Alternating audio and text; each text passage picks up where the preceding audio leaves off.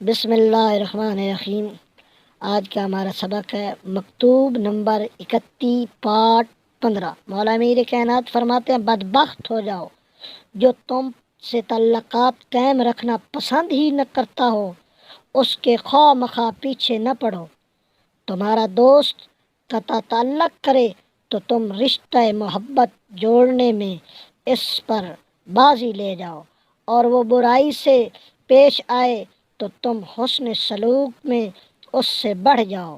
ظالم کا ظلم تم پر گران نہ گزرے، کیونکہ وہ اپنے نقصان اور تمہارے فائدے کے لیے سرگرم عمل ہے، اور وہی تمہاری خوشی کا باعث ہو۔ اس کا صلہ یہ نہیں کہ اس سے برائی کرو۔ اے فرزند، یقین رکھو کہ رزق دو طرح کا ہوتا ہے، ایک وہ جس کی تم جستجو کرتے ہو، اور ایک وہ جو تمہاری جستجو میں لگا ہوا ہے۔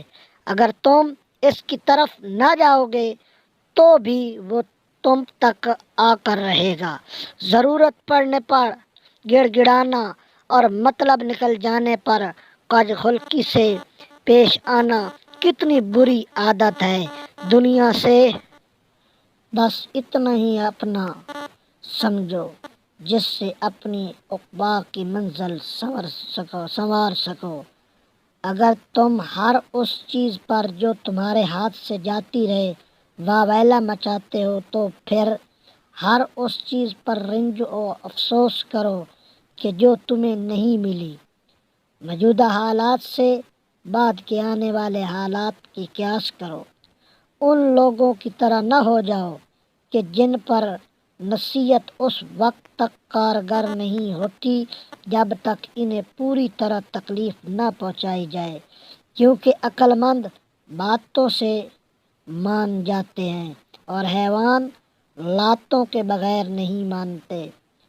ٹوٹ پڑے والے غم و اندوہ کو صبر کی پختگی اور حسن و یقین سے دور کرو۔